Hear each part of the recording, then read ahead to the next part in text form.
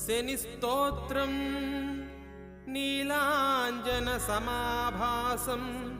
रविपुत्रं यमाग्रजं छायामार्ताण्डसम्भूतं तं नमामि शनैश्चरम् राहुस्तोत्रम् अर्धकायं महावीरं चन्द्रादित्यविमर्दनं सिंहिकागर्भसम्भूतं तं राहुं प्रणमाम्यहम् केतुस्तोत्रं फलासपुष्पसङ्कास्यं तारकाग्रहमस्तकं रौद्रं रौद्रात्मकं घोरं तं केतुं प्रणमाम्यहम्।